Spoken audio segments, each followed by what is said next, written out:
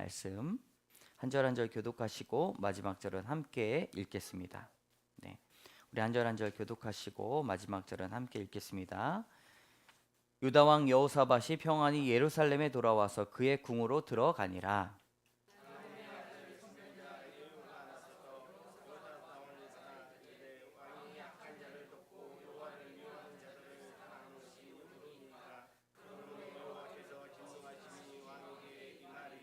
그러나 왕에게 선한 일도 있으니 이는 왕이 아세라 목상들을 이 땅에서 없애고 마음을 기울여 하나님을 찾음이니이다 하였더라.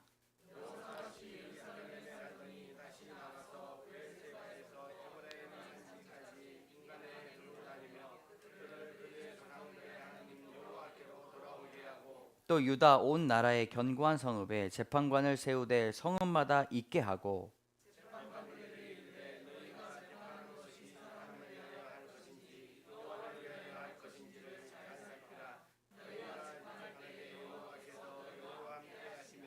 그런즉 너희는 여호와를 두려워하는 마음으로 삼가 행하라. 우리의 하나님 여호와께서는 부의례함도 없으시고 치우침도 없으시고 뇌물을 받는 일도 없으시니라 하니라.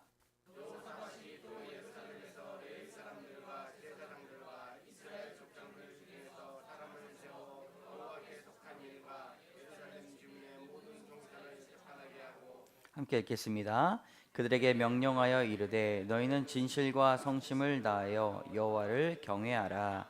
아멘. 이 시간에 하나님께 드리는 찬양 나의 눈 열어 주소서. 우리 신정민 청년과 이나윤 청년 함께 하나님 앞에 드리는 시간 갖도록 하겠습니다.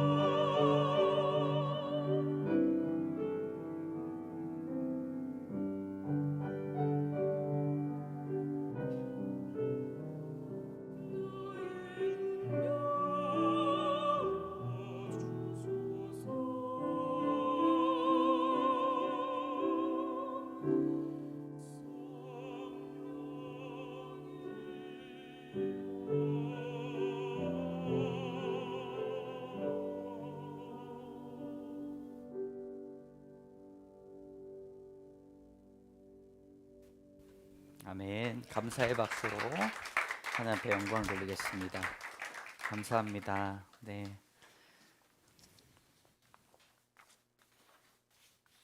우리 평생에 하나님을 바라보는 눈이 주님께서 주시는 믿음으로 열리게 될 줄로 믿습니다. 오늘 함께 따라합니다. 신앙의 경계선. 성경에 수많은 인물들이 나옵니다. 하나님께서 수많은 인물을 우리에게 주신 이유는 그 인물들을 보면서 이런 부분에서는 이 정도로 너희들이 신앙을 지켜라 이렇게 말씀을 하시고, 실수하지 말고 잘 섬겨라 라고 하는 교훈이죠. 여기까지는 안 되는 거구나, 여기까지는 그래도 하나님을 이렇게 섬기는 모습이 맞구나, 이렇게 우리에게 가르침을 줍니다. 성경 말씀을 읽으면서 우리 신앙의 경계선을 잘 그어야 합니다. 열왕기하 말씀에 보면 이 말씀이 경계를 나타내는 것이에요. 여호와의 율례와 여호와께서 그들의 조상들과 더불어 세우신 언약과 뭐라고 말씀합니까? 경계하신 말씀. 이제 이스라엘 백성들이 경계하신 말씀을 버렸다는 것이죠. 허무한 것을 따랐다는 것입니다. 그런데 그렇게 살지 말고 하나님의 말씀이 우리 삶의 경계선이다, 하나님 말씀을 읽어야 된다고 말씀을 합니다. 오늘 읽었던 본문의 이 여호사밧 왕은 하나님 말씀의 경계선을 잘 우리에게 보여주고 있는 그런 성경 인물입니다. 성경 인물에 여호사밧 왕이라는 이름을 처음 들으시는 분들이 계실 수 있어서 잠시 설명을 드리면, 이 여호사밧은 예호샤팟이라고도 부릅니다. 그 뜻은 여호와는 심판하셨다라는 뜻이에요. 유대 나라의 4대 왕으로 35살에 왕이 되어서 25년간 유다 나라를 통치하였습니다. 여호사밧은 능력 있는 왕이었어요. 그리고 모범적인 신앙인이었습니다. 오늘 본문 전에 17장에 보면 이 여호사밧을 소개하는데, 우리 함께 3절 4절 같이 읽도록 하겠습니다. 시작. 여호와께서 여호사밧과 함께 하셨으니 이는 그가 그의 조상 다윗의 처음 길로 행하여 바알들에게 구하지 아니하고 오직 그의 아버지의 하나님께 구하며 그의 계명을 행하고 이스라엘의 행위를 따르지 아니하였음이라. 아멘. 뭐라고 말씀합니까? 여호와께서 여호사밧과 함께 하셨고 바알들에게 구하지 아니하였고 오직 하나님 앞에 구하였다라고 말합니다. 이런 신앙의 모습이 후대에까지 전해져서 후대의 여호사밧은 전심으로 하나님을 구했던 사람이라고 평가하고 있습니다. 22장 9절에 보면 노란 줄만 같이 읽습니다. 시작. 그는 전심으로 여호와를 구하던 여호사밧이라고 말합니다.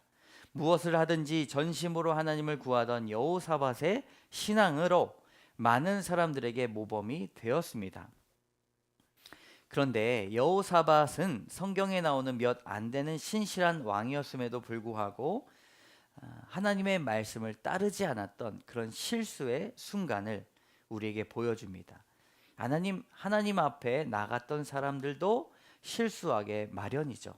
물론 하나님의 은혜와 사랑은 그런 죄된 인간, 부족한 인간들도 다 덮어주시지만, 하나님의 말씀, 이 성경의 말씀이 우리에게 보여지는 것은 신앙의 경계로 실수하지 말고 하나님을 더욱더 잘 섬겨라 라는 말씀입니다.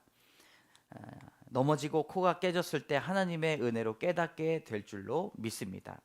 여호사밧의 왕의 일화를 보면서 신앙의 경계를 어떻게 지켜가야 하는지 말씀을 통해 나누고자 합니다. 우리 첫 번째 한번 따라 볼까요?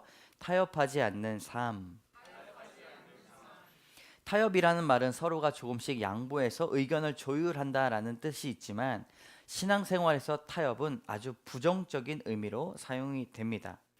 여호사밧 왕은 타협 정도는 할 수 있지 않을까 생각했습니다. 그런데 타협의 결과는 어떠합니까? 심각합니다. 우리 오늘 본문의 19장 1절의 말씀을 같이 읽습니다. 시작. 유다 왕 여호사밧이 평안히 예루살렘에 돌아와서 그의 궁으로 들어가니라. 아멘. 여호사밧 왕이 평안히 예루살렘, 자신이 살고 있던 집으로 평안히 들어갔다고 말하는데, 여기서 평안히라는 말은 평안하다라는 뜻으로 우리가 보면 안 됩니다. 간신히 죽지 않고 다행스럽게 돌아왔다.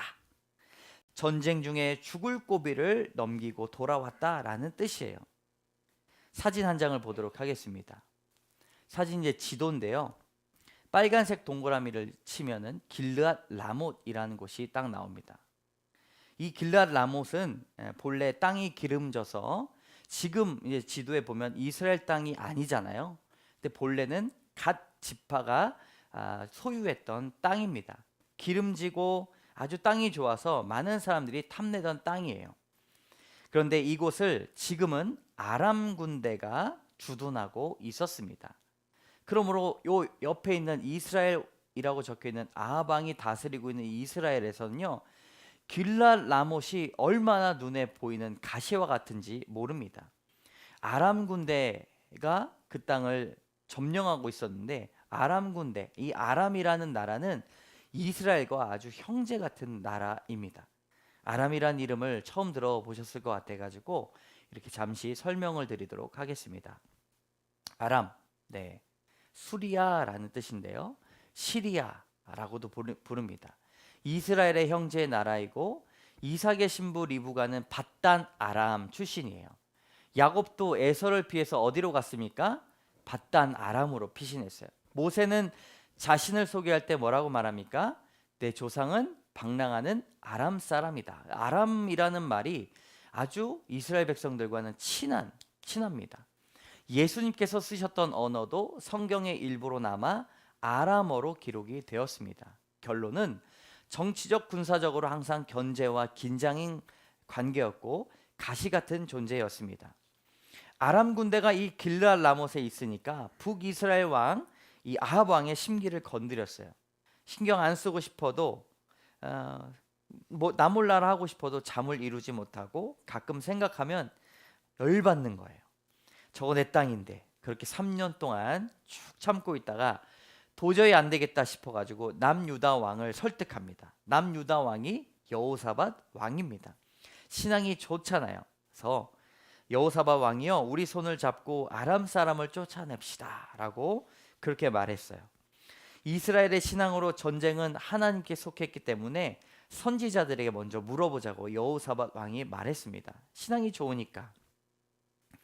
아니나 다를까 미가야 선지자가 와서 전쟁하지 말고 너희 백성이나 잘 다스려라 라고 돌직구를 던집니다.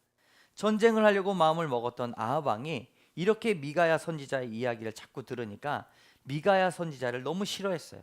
네, 재수없다고 생각했어요. 왜냐하면 자기가 하려고 했던 생각은 자꾸 하나님의 말이라고 반대했기 때문이에요. 사실은 미가야 선지자의 말이 맞죠. 그렇다면 여러분, 신앙이 좋았던 여호사밧 왕의 선택은 어떠해야 됐을까요? 전쟁을 하지 말고 하나님의 말씀을 듣고 순종해서 아합 왕을 설득해야 했습니다. 그런데 결국 하나님이 원하시지 않는 전쟁에 아합 왕과 전쟁터로 갑니다. 왜냐하면 아합 왕과 여호사밧 왕이 사돈지간이었어요. 같은 가족이었습니다. 선지자의 말을 들었더라도 무시한 채 전쟁에 나갔습니다. 전쟁보다 더 소중한 백성들을 다스려야 했었는데 말씀을 듣지 못했습니다. 말씀에 순종하지 못한 전쟁의 결과가 우리가 오늘 읽은 본문의 33절에 나옵니다. 우리 다 같이 읽어보도록 할까요? 시작. 한 사람이 무심코 활을 당겨 이스라엘 왕의 갑옷 솔기를 쏜지라. 왕이 그의 병거 모는 자에게 이르되 내가 부상하였으니 내 손을 돌려 나를 진중에서 나가게 하라 하였으나. 말을 듣지 않았던 아합 왕이 어떻게 죽었습니까? 누가 쏜 활에 갑옷과 갑옷 사이에 솔기에 맞아서 죽게 되었습니다. 하나님의 말씀보다 자신의 갑옷이 자신을 지킨다고 생각했기 때문이에요. 함께 전쟁을 나갔던 아합 왕은 죽어버렸습니다. 그리고 여호사밧 왕은 평안히 돌아왔다라고 이야기하는 것처럼 간신히 전쟁을 끝내고 거의 죽었다가 간신히 살아난 채로 예루살렘에 옵니다. 하나님의 경고를 무시하고 전쟁터에 나갔던 일에 대해 예후 선지자가 혼을 냅니다. 2절과 3절의 말씀을 같이 노란 줄만 같이 읽습니다. 시작. 왕이 악한 자를 돕고 여호와를 미워하는 자들을 사랑하는 것이 옳으니까 그러므로 여호와께로부터 진노하심이 왕에게 임하리이다. 그러나 왕에게 선한 일도 있으니 이는 왕이 아세라 목상들을 이 땅에서 없애고 마음을 기울여 하나님을 찾음이니이다 하였더라. 아멘. 예후 선지자가 두 가지를 말합니다. 첫 번째는 어떻게 악한 자를 도왔냐. 근데 그걸로 끝나는 게 아니라 두 번 일, 잘한 일도 말합니다. 우상인 아세라 목상을 쓸어 버린 일이 있어서 하나님이 널 도우실 거다. 혼내려면 혼내야 되는데 잘한 일도 이야기합니다. 여러분, 왜 예후 선지자가 평안히 돌아왔던, 목숨을 간신히 부지하고 돌아왔던 이 여호사밧 왕에게 이 두 가지의 일을 말했을까요? 왜냐하면 여호사밧 왕의 신앙이 아주 좋았기 때문에 타협하는 신앙을 부끄럽게 여기길 바라는 마음으로 이 두 가지를 말했습니다. 하나님도 섬기고 악한 자를 돕는 것은 함께 할 수 없는 일이라는 것을 가르치기 위한 것이었습니다. 세상과 하나님을 섬기는 일 두 가지 다 할 수 있는 일이 아닙니다. 하나님은 하나님의 백성이 구별되기를 원하십니다. 하나님의 일에 최선을 다하기를 원하고 온전한 신앙을 갖기를 원하신다는 것이죠. 타협하는 신앙이 아니라 끈질기게 어떤 순간에도 하나님을 택할 것을 원합니다. 여호사밧 왕의 신앙을 통해서 우리에게 주시는 말씀은 타협하는 신앙을 갖지 말고 하나님을 택하라라는 말씀입니다. 여러분, 고린도전서 10장 12절의 말씀을 우리 다 같이 읽도록 하겠습니다. 시작. 그런즉 선줄로 생각하는 자는 넘어질까 조심하라. 아멘. 여호사밧 왕은 하나님 앞에 자신이 선줄로 알았던 사람입니다. 그런데 타협하는 신앙으로 넘어져 버렸어요. 아합 왕이 죽게 되는 모습을 보면서 자신이 깨달았습니다. 선줄로 생각하지 말고 내가 넘어질까 조심해야 되는구나. 오늘날에도 하나님의 자녀라고 하면서 교회 다니는 많은 사람들이 있습니다. 입으로는 누구보다 하나님을 사랑하지만 정작 하나님의 뜻에 순종하는 일에는 주저합니다. 여러분, 사단은 하나님을 택하지 말고 나를 택하라라고 말하지 않습니다. 하나님도 섬기고 나도 섬겨라고 그렇게 말을 합니다. 달콤한 말로 우리를 유혹하고요, 지속적으로 집요하게 우리를 설득해 나갑니다. 우리의 판단력을 흐리게 하고 타협하고 분별하지 못하도록 그렇게 만듭니다. 사랑하지 않아도 미워하지 않아도 돼라고 그렇게 진리를 왜곡합니다. 11조의 신앙보다 여유가 되면 헌금에 마음에 상처받지 말고 라고 비틉니다. 기도하지 않고 말씀 보지 않아도 내가 성품이 좋으면 하나님의 사람이라고, 그것이 좋은 것이라고 말을 합니다. 사단은 타협하는 신앙을 아주 좋은 신앙이라고 소개합니다. 성경에 보면 타협하는 신앙에 대해서 우리가 경계할 것을 지속적으로 가르치는데, 특별히 출애굽 사건에서 모세가 바로 왕에게 이스라엘 백성들을 예배하려고 나오게 하라라는 명령에 바로가 제안했던 타협안이 있습니다. 세 가지인데요. 여기서 예배를 드려라. 두 번째, 남자들만 가서 예배를 드려라. 세 번째, 잠시 돌아올 자리에서 예배 드려라. 예배 드려라라는 말이 있어요. 그러나 온전히 예배 드리는 것이 아니라 여기서 예배 드려라. 남자들만 가서 예배 드려라. 잠시 돌아올 자리에서 예배 드려라라고 하는 그런 앞에 제한이 있습니다. 여기서 예배 드리라라는 말은 적당한 풍요가 있는 안일한 장소에서 하나님의 말씀보다 가까이 있는 이집트 땅에서 예배 드리라. 그러니까 적당히 예배 드리라라는 것입니다. 장정만 예배 드려라라는, 남자들만 예배 드리라는 것은 온 가족이 예배 드리지 않아도 괜찮다고 말하는 것입니다. 괜찮을 거야 말합니다. 그러나 온 가족이 예배 드리는 것을 소망해야 됩니다. 그리고 잠시 돌아올 자리 너무 멀리 가지 마라라는 말은 언제든지 세상에 다시 돌아올 생각을 하라라는 것이죠. 신앙생활을 하기에 너무 열중하지 말라는 말입니다. 주일 예배만 참석하시면 되지, 요즘 누가 새벽기도 철회하고 소그룹하고 성경 공부를 합니까? 라고 말합니다. 사단은 그렇게 우리를 유혹합니다. 진리를 왜곡하고 신앙의 경계를 모호하게 만드는 것이 그들의 목표입니다. 여호사밧 왕이 보여줬던 타협하는 신앙의 모습에 대해 교훈을 얻으시는 여러분 되실 줄로 믿습니다. 여호사밧 왕은 예후 선지자의 이러한 질책에 새로운 마음을 얻습니다. 깨닫게 되는 것이죠. 4절의 말씀 같이 읽겠습니다. 시작.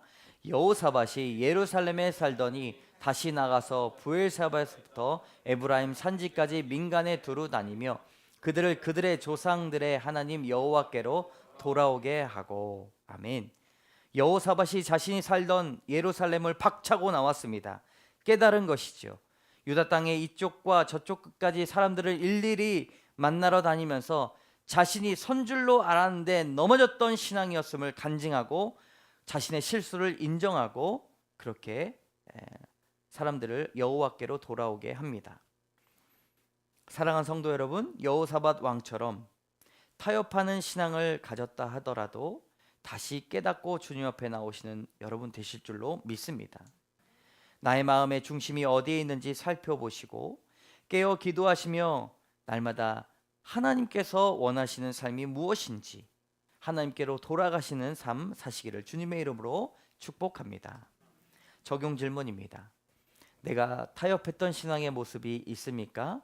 나는 하나님 편에 서기 위해 어떤 일을 하고 있나요?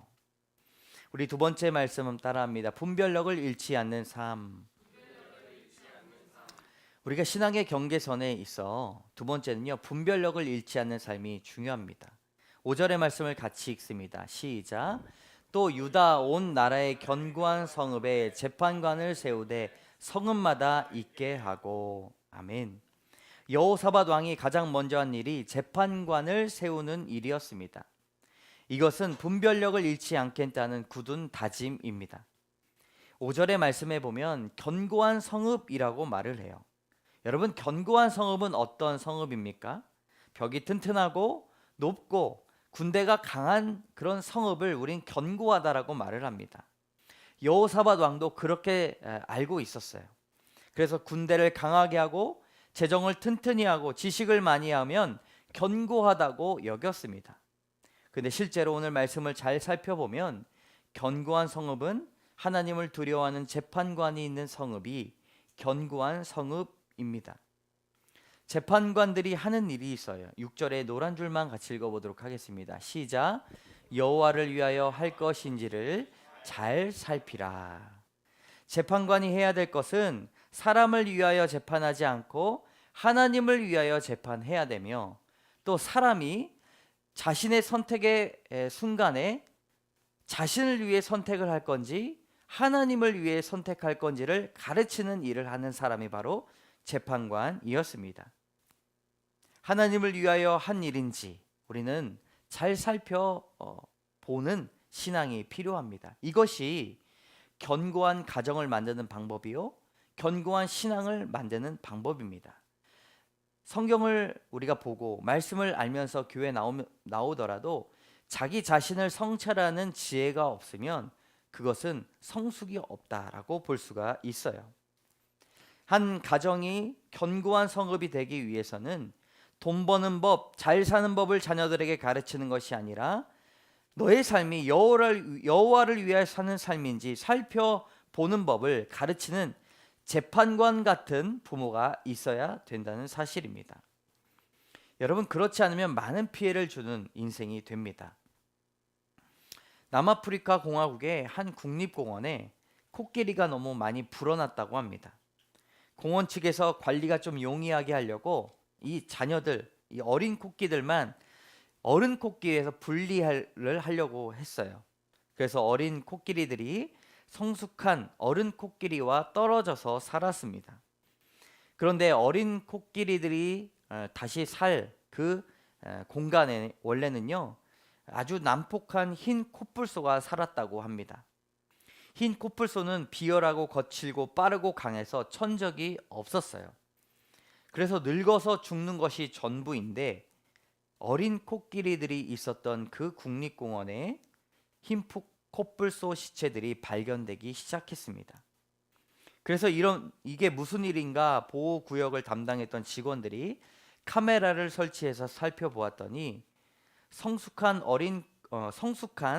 코끼리들의 지도를 받지 못했던 어린 수컷 코끼리들이 무리를 이루어서 천적도 없었던 흰 코뿔소를 죽이고 다녔던 것입니다. 본성적으로 코끼리들에게 없었던 일이 일어난 겁니다. 사람들의 생각으로는 어린 코끼리와 어른 코끼리는 그냥 같이 사는 줄만 알았는데, 어린 코끼리들에게 어른 코끼리들이 성숙을 가르치는 것임을 깨달았습니다. 이것이 말해주는 교훈이 무엇입니까? 우리 자녀들에게도 믿음의 부모가 멘토가 되어주고 지도하고 성숙하도록 도와야 된다는 일입니다. 해도 되는 일, 안 돼도 되는 일을 가르쳐주는 성숙한 재판관이 되어야 됩니다. 아이들의 생각을 존중한다고 해서 신앙을 가르치지 못하면 많은 사람들에게 어려움을 주게 되는 것이죠. 현 시대의 견고한 성읍이라고 한다면 여러분, 하나님의 말씀이 살아있는 가정입니다. 분별력을 잃지 않는 가정이 되어야 합니다. 부모가 분별력이 있는 그리스도인은 가정의 재판관의 역할을 하게 된다는 것이죠. 요즘에 아주 유명한 모 엔터테인먼트 회사가 난리죠. 한류를 이끌었던 큰 회사인데 결국 돈 때문에 집안 싸움이 났습니다. 아무리 대단하고 견고하다고 생각하더라도 그 실체를 보면 모래성과 같은 곳이 많이 있습니다. 우리 7절의 말씀을 다 같이 읽어보도록 하겠습니다. 시작. 그런즉 너희는 여호와를 두려워하는 마음으로 삼가 행하라. 우리의 하나님 여호와께서는 불의함도 없으시고 치우침도 없으시고 뇌물을 받는 일도 없으시니라 아니라. 아멘. 사랑하는 성도 여러분, 하나님을 두려워합시다. 그리고 두려워하는 마음으로 우리의 삶을 삼가 행합시다. 8절에 보면 사람을 세웠다라고 말해요. 늘 끊임없이 연약하고 넘어지는 사람들이지만 하나님에게 사람이 희망입니다. 하나님을 두려워하는 사람이 희망이에요. 영적으로 깨어있는 사람, 무슨 일에도 하나님을 두려워하는 사람, 그 사람이 하나님의 소망입니다. 분별력을 잃지 않으시는 성도분들 되시기를 주님의 이름으로 축복합니다. 느헤미야 말씀에 보면 이 분별력을 가지고 싸우라고 말하고 있습니다. 14절의 말씀 같이 읽습니다. 시작. 너희는 그들을 두려워하지 말고 지극히 크시고 두려우신 줄을 기억하고 너희 형제와 자녀와 아내와 집을 위하여 싸우라 하였느니라. 아멘. 하나님께서 세우신 견고한 성읍을 지키기 위해 우리는 영적으로 싸워야 됩니다. 행복한 가정, 든든한 부부관계, 사랑이 넘치는 가족은 사라지고 이혼율은 늘어나고 동거하는 커플 수는 하늘 높은 줄을 모르고 치솟고 있습니다. 건강한 가정을 지키기 위해 우리도 영적인 분별력을 구해야 합니다. 여러분, 예전에는 구역 그리고 셀 이렇게 교회 공동체가 이루어졌는데 요즘 많이 개편되고 있습니다. 부부 목장으로 모이고 가정 중심으로 모입니다. 왜냐하면 자녀들의 삶, 다음 세대를 위한 삶 교훈이 이것이 정답이기 때문을 발견하고 있기 때문입니다. 그래서 현대 교회에서 예전의 구역을 개편하고 있는 것이지요. 미국의 한 교회는 무엇보다 부부 관계에서 영적인 분별력이 필요하다고 12가지로 말합니다. 첫 번째로 배우자에게 관심을 기울이라. 두 번째, 항상 상대를 우선시하라. 세 번째, 같이 읽을까요? 시작. 상대방이 성숙할 동안 기도하며 기다리라. 네 번째, 시작. 조종하지 말고 사랑으로 함께하라. 다섯 번째, 끝까지 헌신하라. 여섯 번째, 사랑의 단계 3단계를 관리하라. 첫 번째가요, 뜨거운 사랑, 따뜻한 사랑, 차가운 사랑. 우리 일곱 번째, 시작. 스트레스를 다스리라. 여덟 번째, 씀씀이를 절제하라. 아홉 번째, 외부의 간섭을 차단하라. 열 번째, 허물을 용서하고 빨리 잊어라. 11번째, 남과 비교하지 마라. 유혹에 대한 원칙을 미리 세우라. 신성한 혼인 서약을 하찮게 여기는 이 시대에 하나님을 두려워함으로 영적인 분별력이 가정에서, 그리고 부부와 관계에서, 자녀의 관계에서, 그리고 교회에서 이루어지기를 소망합니다. 하나님을 두려워함으로 진실과 전심으로 가정을 섬겨야 됩니다. 이것이 바로 영적인 분별의 가장 큰 무기입니다. 우리 마지막 9절의 말씀을 같이 읽습니다. 시작. 그들에게 명령하여 이르되 너희는 진실과 성심을 다하여 여호와를 경외하라. 가장 큰 영적인 분별력이 무엇인가? 진실과 성심을 다하여 여호와를 경외하는 일입니다. 누가 보지 않아도 진실하고 성심껏 주를 섬기고 가정을 섬기며 자녀를 사랑하는 여러분 되실 줄로 믿습니다. 영적인 분별을 통해 신앙의 경계선을 지키는 여러분 되실 줄로 주님의 이름으로 축복합니다. 적용 질문 같이 읽을까요? 시작. 우리 가정을 견고하게 만들기 위해 기도해야 할 것이 무엇이 있습니까? 영적 분별력을 위해 부모가 기도해야 한다는 것을 믿습니까? 오늘 말씀을 한번 읽어보도록 하겠습니다. 신앙의 경계선, 타협하지 않는 삶, 분별력을 잃지 않는 삶. 우리 1분간 결단의 말씀 가지고 기도하며 나가도록 하겠습니다.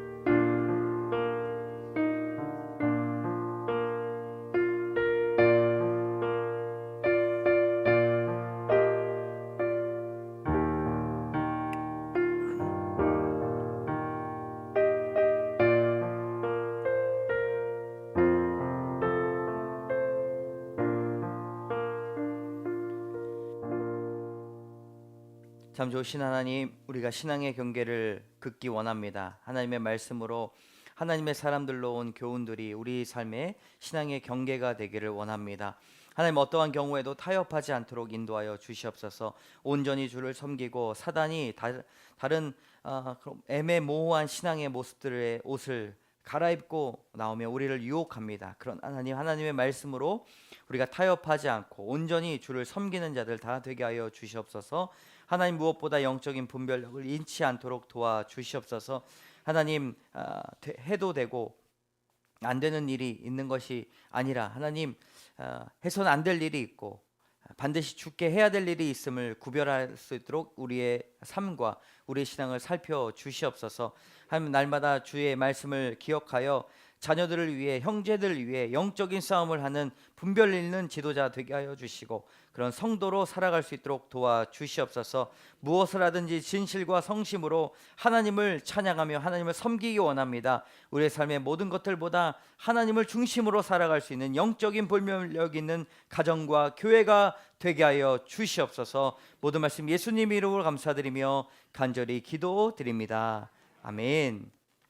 우리 다 같이 일어나셔서 파송의 찬양 주님 앞에 드리도록 하겠습니다.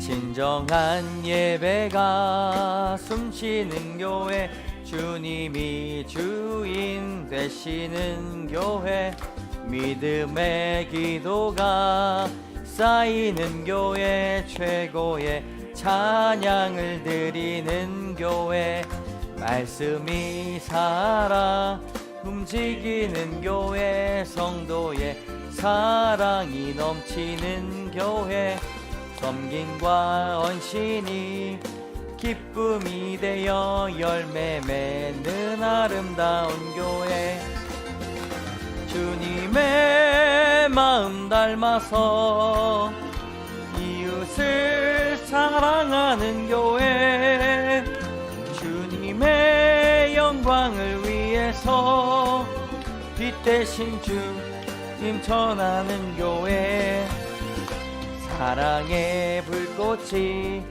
활짝 피어나 날마다 사랑에 빠지는 교회, 주께서 사랑하는 광성교회가 이런 교회 되게 하소서.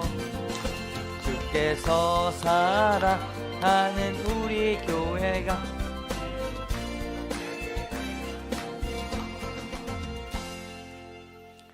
참 좋으신 하나님 감사합니다. 오늘도 주의 말씀을 듣고 결단하며 타협하지 않고 분별력 있는 삶을 살아갈 수 있도록 인도하여 주시옵소서. 하나님, 날마다 주의 사랑을 기억하며 우리의 삶을 주님 앞에 드리기 원합니다. 우리에게 주시는 생명과 호흡과 재정의 모든 복을 주님 앞에 감사로 올려드릴 수 있도록 인도하여 주시옵소서. 하나님, 우리의 재정을 구별하여 주님 앞에 드립니다. 11조로 목적 헌금으로, 감사 헌금으로, 주정 헌금으로, 구제 헌금으로 드립니다. 하나님, 기뻐 받아 주시옵소서.